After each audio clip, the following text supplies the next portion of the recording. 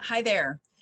Today I want to get a little bit more into trusting your intuition because some people don't really know how that works or how to trust your intuition. And I think part of the reason in the previous video that I was explaining about my friend that he sort of sunk into that depression is because he didn't trust himself. He didn't trust his intuition. I mean, I may be wrong, but I know that in my life, when I have wanted for something to happen so badly that I didn't listen to my feelings and I didn't listen to my gut, that it's always gotten me in trouble. And in fact, I sort of have this joke that I get in trouble when I think too much because I'm blonde and I'm just better off not thinking. And there's a lot of truth to that. It may sound like sort of just poking at myself, but there's a lot of truth to that because what happens is we tend to sort of overthink things in our lives, and we give people the benefit of the doubt, and we might have a feeling about something, but we might not know how to justify that feeling. And so many times, and I know that you've experienced this in your own life, we will not trust that feeling and we will give the benefit of the doubt and we will do the opposite of what our feelings tell us, and it gets us in trouble every time. It's kind of like no good deed goes unpunished. I just want to touch on a little bit why that's important. And I'm going to go again into sort of a little bit esoteric. Again, from my perspective, there is one consciousness, and that consciousness permeates everything and it lives through everything and it creates everything. And it is the electromagnetic fields, it is all material manifestation, it is every thought, it is every possibility. And I talk about this in my consciousness alignments and I acknowledge that. And I do feel like because of that perspective, that's why I can actually do consciousness alignments, because I come from that perspective of there is a unity to the universe. And that unity in the universe lives through you as well. And that unity of the universe informs your intuition and informs your feelings. So if you're in a situation where somebody asks you to do something and you feel like, well, I really don't want to do that, it doesn't really feel right, but I'm going to give this person the benefit of the doubt, you know that oftentimes you'll get yourself in trouble, not necessarily danger, but you'll be like, damn it, why did I get myself into this? And it happens to all of us. It's happened to me. I've gotten into contracts that I regret getting into because I was trusting somebody else's opinion about something, and I deferred to their opinion rather than listening to my own gut and my own intuition. And then I was just like, God damn it, why did I do that? Anyway, when you are in a position where you're not really sure what's going on, the best thing to do is just to get in touch with your body. And if you're not sure what you're feeling, or if you're not sure how you feel about something, give yourself some time and ask yourself the question, is this right for me? And there are many ways that you can do that. You can, first of all, get in touch with your body. So I had previously mentioned that all of the cells within your body are conscious. They have consciousness and they respond to your thoughts about yourself and your thoughts about them, which is yourself. And also that your body is connected to the universe, and every single one of those cells are as well. So when you're not sure about a decision that you're about to make, a really good thing is to get in touch with your body. And a really great way to do that is to use your breath.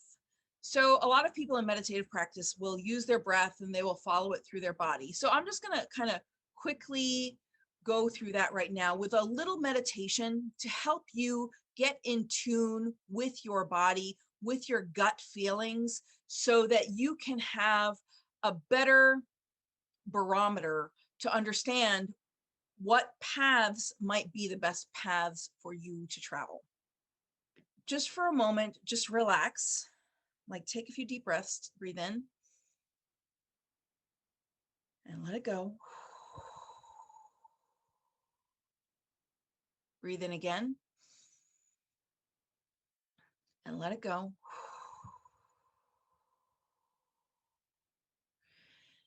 And this time when you breathe in, follow your breath into your lungs. You can close your eyes if you need to. I'll do that. Follow your breath into your lungs, so breathe in.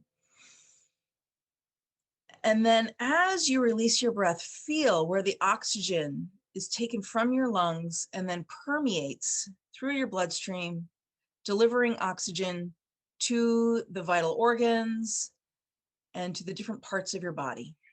Feel how that breathing allows your blood to oxygenate. And then as you do that, you will notice that you have a body awareness.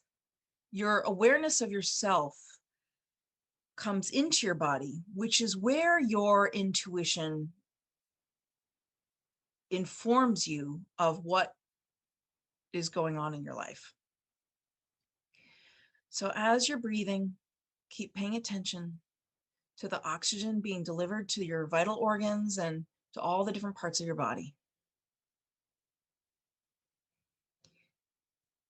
And then you can ask yourself,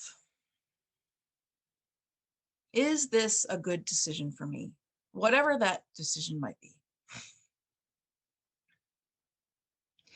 And if you feel an excitement or a love or a sense of yes, it's a good decision for you. But if you feel hesitation, reluctance, if your body doesn't respond in either a peaceful way, letting you know that everything is okay, or an excited way that is punctuated by love and joy, then it might not be the right thing for you. So if you have an excitement that causes anxiety or nervousness, pay attention to that.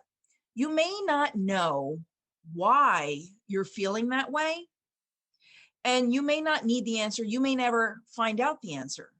But when you can pay attention to that and allow that to be your guiding, informative directive, then you allow yourself to be in tune with your body, with yourself, because your body is the barometer through which you live life.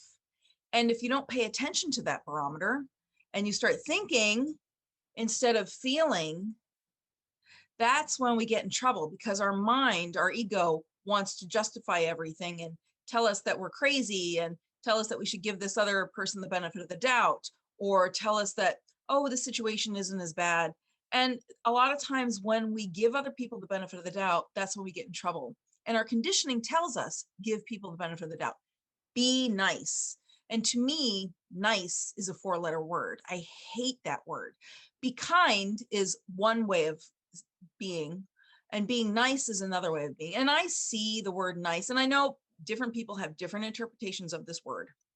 To me, nice is going against what you think and accommodating somebody else's comfort level. And most people are not as aware as you are. Most people are out for themselves. And you really need to be a stickler for your own well-being and what is right to you. Because if you give your energy away to other people, your energy is your most valuable possession, your most valuable commodity, the most valuable aspect of yourself. And when you negate yourself or negate your energy, you're actually telling yourself that you don't trust yourself, you don't believe in yourself, and you invalidate yourself. So try to make it a practice of tuning into your body and understanding what your body is trying to tell you. And if you find that to be too difficult, there are other things that you can do, like muscle testing, like dowsing, and things like that. And you can gauge that against your feelings and see how you feel, especially when it's a big decision, like you're entering a contract, you're forming a relationship. If you're being pressured to go somewhere and you feel resistance, look in your body and ask yourself if you should go. And you can dig deeper, because you will find out information about the decisions that you're wanting to make. And just to give you a little example from my life, when I was in my early mid-20s, I was not yet married, and I was working as a substitute teacher in a local school district. And I was also working in my dad's restaurant. And I've worked and worked, like I'm a triple Capricorn. So I work, like I enjoy working. So doing this video every single day, I also, have other things that I do on a full-time basis, and I'm always doing something. At that time, I wanted to change, and we were going through a bit of a recession in upstate New York, which is where I lived. And my sister asked me to come out to North Carolina to kind of hang out with her and be with her, that there were jobs there. But my brother also said, why don't you move to Minnesota? There's very low unemployment out here and you probably find something good. And I was never really very close to my brother. I was always closer to my sister. My intuition kept telling me, you need to move to Minnesota because the man you're going to marry is there. And I kind of at first started to dismiss it a little bit. And I was like, well, if I'm going to take a leap of faith, why don't I just leap to North Carolina? Because my sister lives there. And my intuition again and again and again said, you have to move to Minnesota because the man you're going to marry is there. You have to move to Minnesota because the man you're going to marry is there. Now, during this time in my life, I was meditating a lot, consistently asking myself, and consistently I got the answer. You need to move to Minnesota because the man you're going to marry is there. So eventually I gave in and I moved to Minnesota. And this friend of my brother's, who my whole family knew, but I had never met, was there. And this was on February 13th, I think on February 12th, I arrived in Minnesota. On February 13th, my brother gave me the office tour and I met this man there who worked with my brother. And he was kind of goofy. I could tell that he liked me. He was like in his early 20s. I knew that he liked me. And so my brother invited him and this other woman over to play Scrabble. So my brother said, oh, he's not going to show up because he doesn't like this woman. And I was like, of course he's going to show up. I'm going to be there. And so sure enough, he showed up.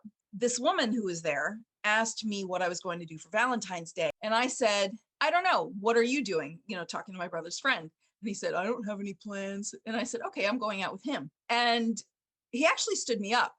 But then later on in the week, we got together and then we became inseparable.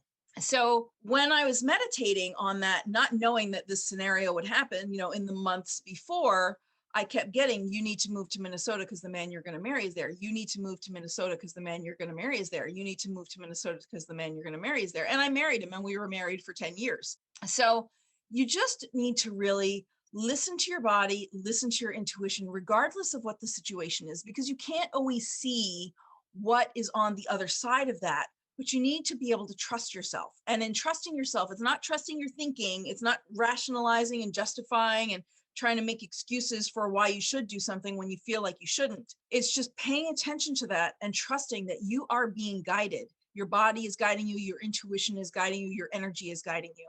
Pay attention to that. And if you have any requests, I'm going to start doing some consciousness alignments through the month of February. And I have some requests that I'm excited to dive into in the next few videos. And please ask, because I'm very happy to do them.